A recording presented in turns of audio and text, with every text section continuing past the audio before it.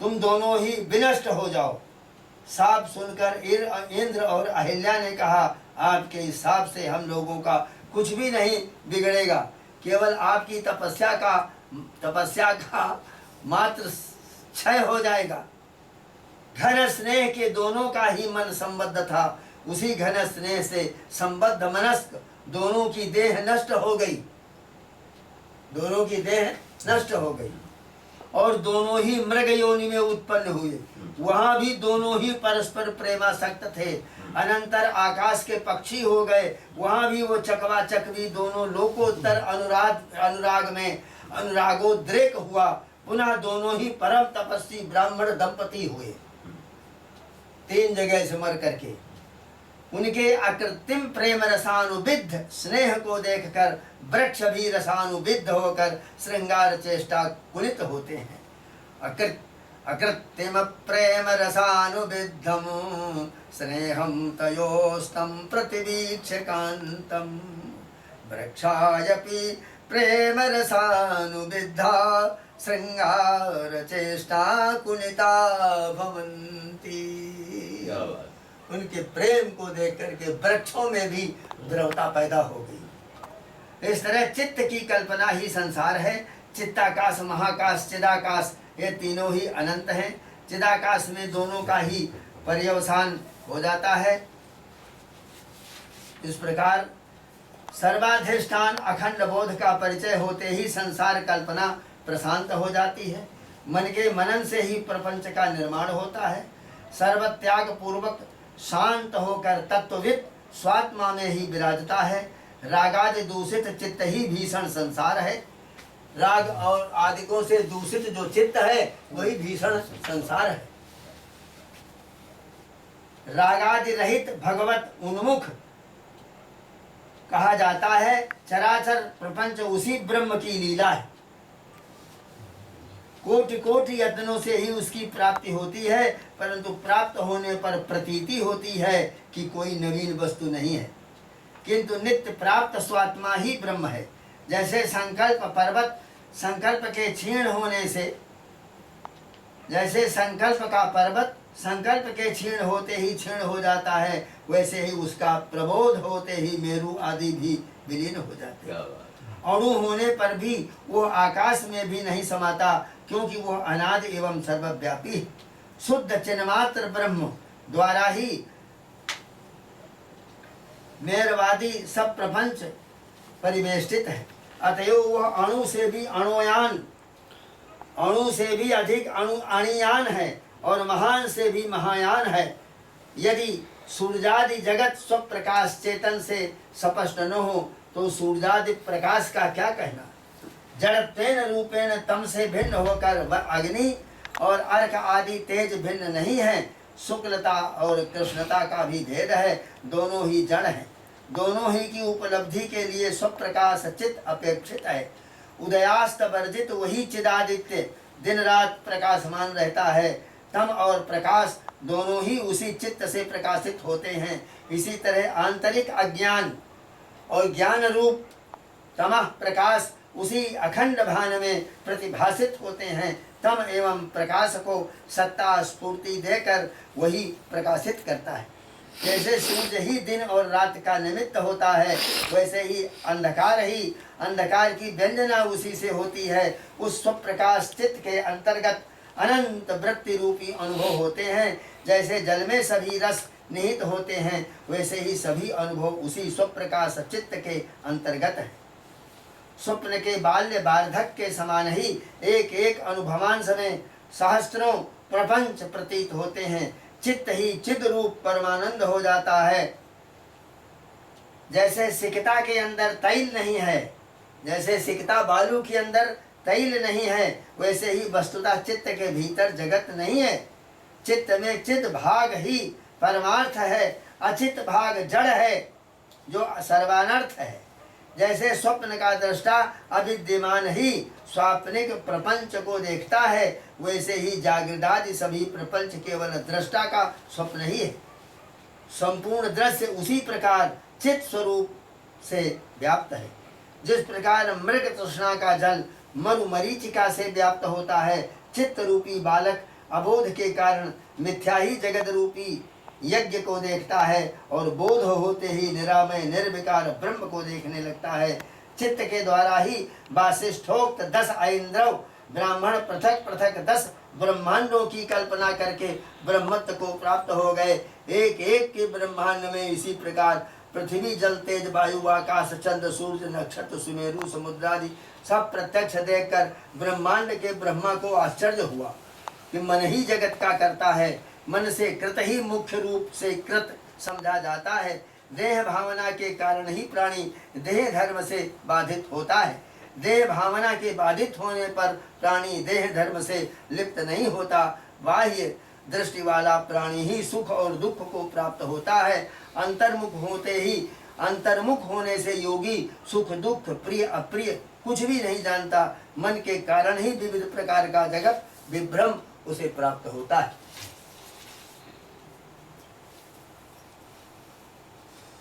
ये आज का प्रसंग माँ के श्री चरणों में चल रहा है। मन तो इसमें आया कि मन और चित्त।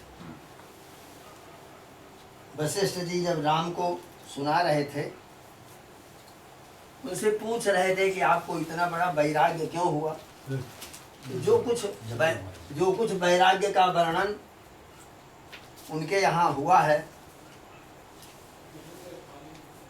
वो बड़ा उत्कृष्ट हुआ।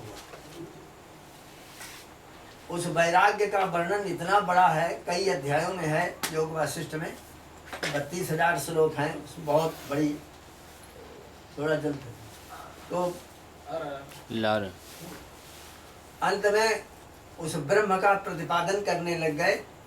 कहते हैं राम वो स्फुरा है, वहाँ के शब्द हैं योग वासिष्ठ के।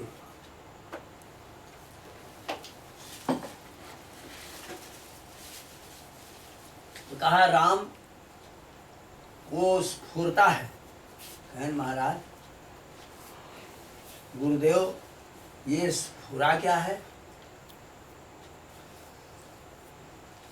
चेतना लेती है विश्राम। चेतना जहाँ विश्राम ले लेती है वहाँ एक अंकुर स्फुरित होता है, वो ब्रह्म है। कहा तो महाराज गुरुदेव उस ब्रह्म का हमें स्वरूप बतलाइए। तो वशिष्ठ जी ऐसे मौन हो गए। थोड़ी देर तक आंख बंद करके मौन रहे। उसके बाद में फिर आगे की कथा जो शुरू किया तो राम कहते हैं गुरुदेव उस ब्रह्म का स्वरूप क्या है आपने नहीं बताया, और आगे की कथा कह रहे हैं। फिर वो चुप हो गए। फिर थोड़ी देर में आगे की कथा शुरू किया तो राम जब फिर पूछने लगे तो कहा राम वो अवर्णनीय है। मन बच की जह गम नहीं। जहाँ मन नहीं जा सकता, वाणी नहीं जा सकती, वाणी उसका प्रतिपादन नहीं कर सकती, वो अभांग मन से गोचर है जिसमें मन और वाणी का अविषय है। वो मन का विषय नहीं, वाणी का विषय नहीं। जैसे रूप संसार का जितना है आँखों का विषय, जितना शब्द है कान ही सुनेगा और दूसरी इंद्रियां नहीं सुन सकती। इसी प्रकार से वो ब्रह्म जो है मन और वाणी का विषय नहीं।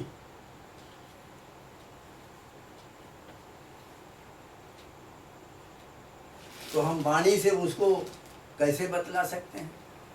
जहाँ तक वाणी की गति है वहाँ तक अभी ब्रह्म नहीं है, अभी आपको बोध नहीं हुआ।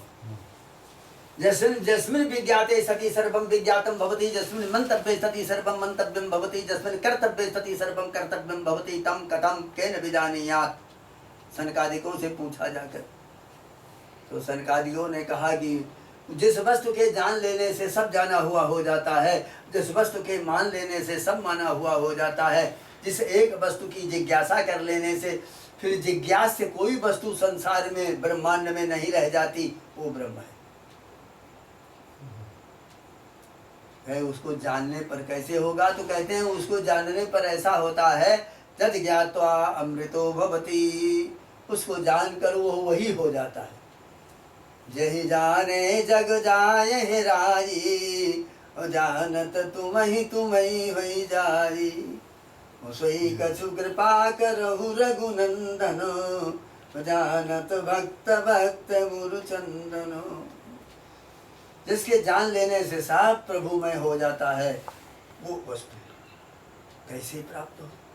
चित्त की अनंत कल्पनाएं हैं। अनेकों बार शास्त्रों को पढ़ते पढ़ते पढ़ डाला, लेकिन उपनिषद में वहाँ कहा गया है तेरे अंदर अभी शास्त्र वासना है, यानी और वासनाएं छूट गई, अब शास्त्र की वासना लगी हुई है कि शास्त्र में ऐसा लिखा है, उस शास्त्र में ये लिखा, वहाँ ये लिखा हुआ। ये वासना जब तक खत्म नहीं होगी तब तक उस तत्व का दर्शन स्पर्श नहीं होगा। इसीलिए भगवान गीता में भी कहते हैं कि त्रैगुण विषया वेदा निस्त्रय गुणो भवार्जुनो। हे अर्जुन, ये वेद जो है, वेद ज्ञान जो है, त्रिगुणात्मक ही तो है। 3 गुणों का ये विषय, इनके अंदर मंत्रों के अंदर जो कुछ भी कहा गया है वो सतोगुण है, रजोगुण है, तमोगुण। इनसे उपराम प्राप्त करके जब उपनिषद ज्ञान में आ जाओ तब तुमको वैराग्य होगा।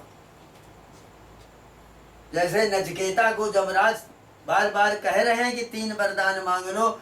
मैं 3 दिन बाहर रहा और तुम आकर हमारे द्वार पर बैठे रहे और हमने तुम्हारी बात नहीं सुनी, हम यहाँ थे नहीं, तो ये एक धर्म शास्त्र के अनुसार अपराध हुआ है। तो हमारे को इस अपराध से मुक्त करो, तुम 3 वरदान मांग लो। वो कहते हैं 3 वरदान मांगने के अलावा हमारे पिताजी के पास बहुत गैयाँ थी, लाखों गैयाँ थी, तो वो सब बांटने लग गए। तो जो मरियल गैयाँ थी उनको तो दान कर दिया, और जो अच्छी अच्छी थी वो हमारे लिए रख लिया।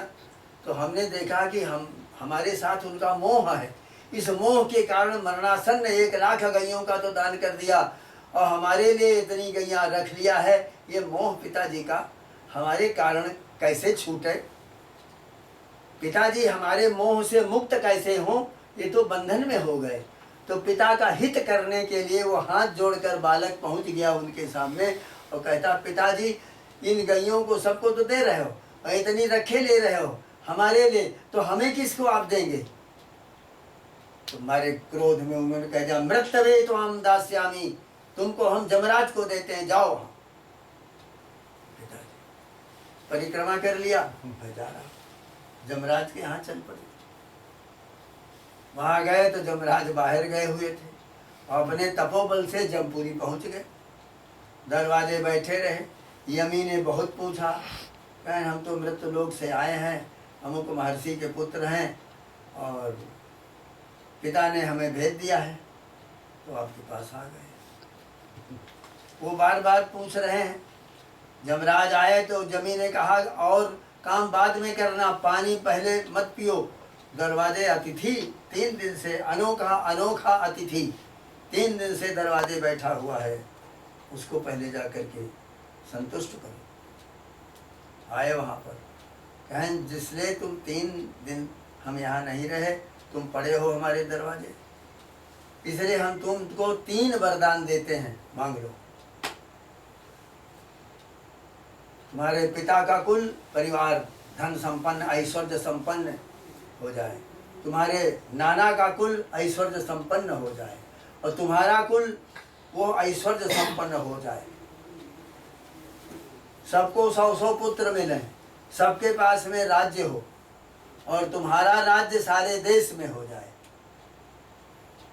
महाराज, मेरा ये प्रश्न नहीं है। पिताजी ने कहा है मृत्युवे त्वं दास्यामि, हम तुमको मृत्यु के लिए देते हैं। वो मृत्यु क्या है? मृत्यु का रहस्य वो तो झूठा है, तो उसके आगे क्या है? उसके आगे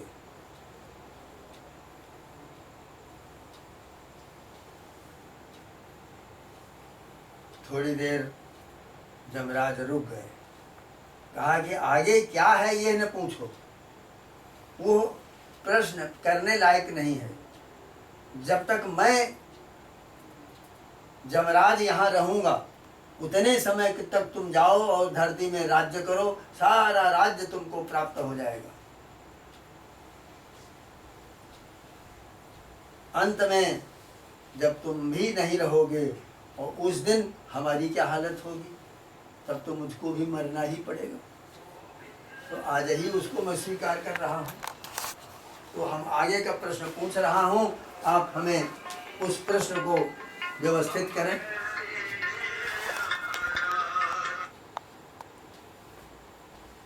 बोलो, हम बाद में बात करेंगे। मृत्यवे तो हम दास्यामि, जरा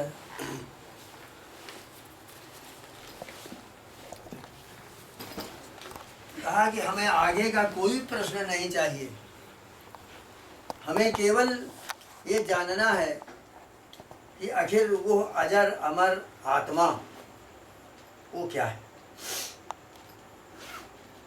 तो बताया जमराज जी ने, वो मेरापो नलो वायो खम मनो बुद्धिरेव चो अहंकार जितीजम में भिन्ना प्रकृतिरष्टधा। ये प्रकृति 8 प्रकार की है। पृथ्वी, जल, आकाश, वायु, मन और बुद्धि और अहंकार, 5 तत्व और मन, बुद्धि, अहंकार, ये 8 हो गए। यही 8 प्रकार की प्रकृति 8 ईंटा है। इष्टकाः अष्टौ इष्टकाः अष्टौ कापालाः, यही 8 जो हैं ईंटें हैं, और इन्हीं को लगा करके वो यज्ञ वेदी बनती है। उस यज्ञ वेदी में जन्म जन्मांतरों, जुग जुगांतरों, कल्प कल्पांतरों के किए हुए कर्मों के जो फल हैं, उन फल से उत्पन्न जो वासना है, वो वासना उसके भीतर हवन की जाती।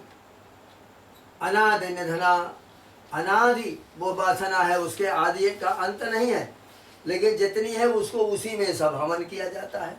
इसीलिए भगवान गीता में भी कहते हैं, ज्ञानाग्निदग्ध कर्माणम तमाहु पंडितम बुधाः। ज्ञान रूपी अग्नि में जो सब कर्मों को भस्म कर देता है वो पंडित।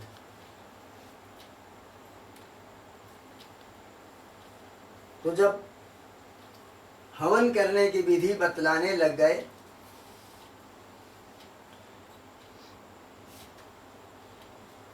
पहले ये बतलाया कि ये 8 ईंटा है, और इन आठों ईंटों को लगा करके 2 2 4 2 6 2 8 चारों तरफ हो गए। इसके बीच में आहुति डाली जाती है, यानी पृथ्वी, जल, आकाश, वायु, तेज और अहंकार। इतियम में अहंकार और बुद्धि, आकाश, मन, बुद्धि, खम मनो बुद्धिरेव चो, और अहंकार। मन, बुद्धि, अहंकार 3 ये और मिले। तो मन का जब उसमें हवन हो गया, तो जब अमन हो जाएगा, मन रहित हो जाता है, जब तदा पंचावतिष्ठन्ते ज्ञानानि मनसा सह, जब इस मन के सहित 5 वस्तुएं जलकर भस्म हो जाती हैं ज्ञान रूपी अग्नि में, बुद्धिश्च निर्विचेष्टेति, और उस समय बुद्धि कोई विचेष्टा नहीं करती। ताम आहुः परमां गतिम, उसको परम गति कहते हैं।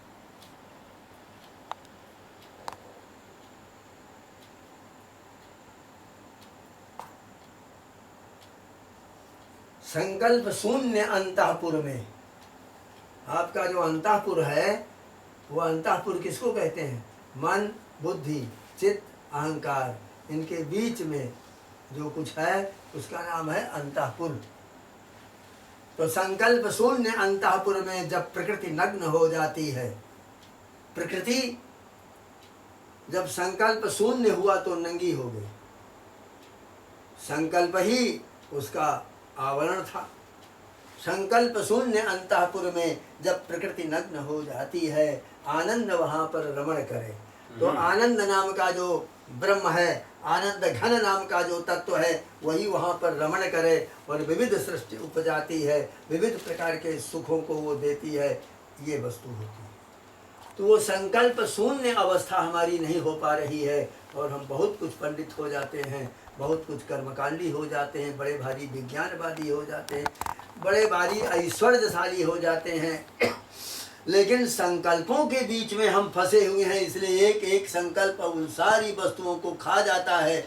ऐसा संकल्प है उसके बराबर ना आपके पास कोई ऐश्वर्य नहीं, उतनी श्रेष्ठ भी नहीं, उतने आयुध भी नहीं हो सकते हैं जितनी मन में संकल्प करने की शक्ति है।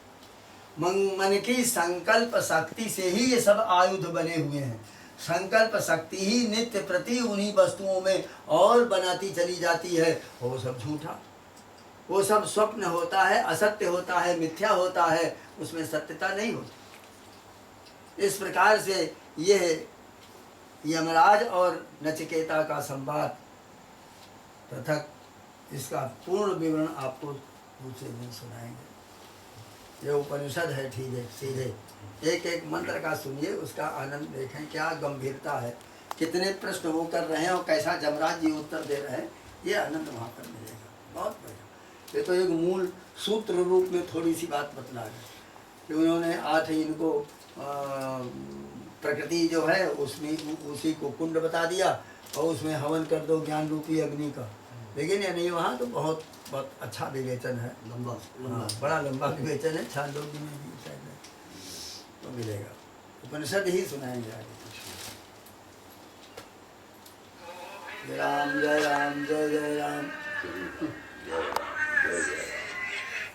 हेलो, हाँ राम राम। मैं जी गुरु महाराज जी के पास बैठा हूँ। इंद्र और अहिल्या का संवाद कैसा बढ़िया रहा, इसीलिए बात नहीं कर हैं? बहुत बढ़िया। पहुँच गए ठीक ठाक। राजा ने एक राजा थक गए। तो गुरु जी ये तो जो इनका प्रेम है, ये तो पराकाष्ठा के आगे निकल प्रेम का प्रेम की उन्होंने बता दिया कि प्रेम की पराकाष्ठा दोनों का ऐक्य रूप हो गया। जब एक रूप हो गया तो आप क्या करोगे? पहले तो उनको श्राप दिला दिया, कहा ये हाथी से कुचलने पर, आग में झोंकने पर, भट्ठी में पानी में गिरा देने पर रात भर और किसी तरह से नहीं माया, 50 कोड़े लगाए गए, ये किसी तरह छोड़ दे। न वो स्त्री छोड़ रही है उनकी अहिल्या उस ब्राह्मण इंद्र को, न इंद्र छोड़ रहा उसको।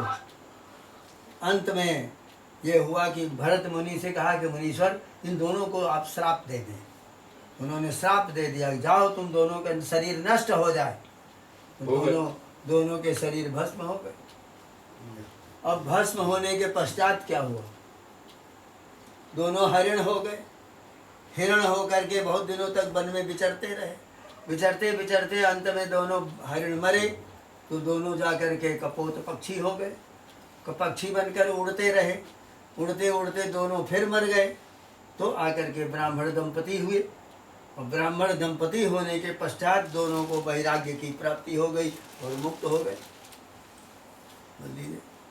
प्रेम साधारण था। प्रेम प्रेम सब कोई कहत, वो प्रेम न जानत कोय, जो जन जाने प्रेम तो मरे जगत क्यों रोय। प्रेम हरि को रूप है और त्यों हरि प्रेम स्वरूप, और एक हो ये दोनों लसें जिमि सूरज जरु धूप। तो प्रेम बारुणी छानी कर और वरुण हुए जलधीश, और प्रेम ही से विष पान करी पूजे जात गिरीश। ये प्रेम का स्वरूप है। अनिर्वचनीयम प्रेम स्वरूपम प्रमाणम अत्र गोपिका। अनिर्वचनीय है प्रेम स्वरूप।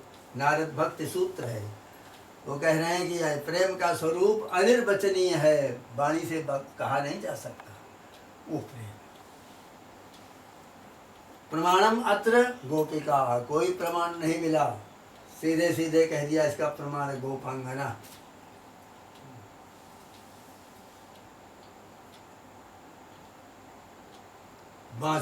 बंसी बज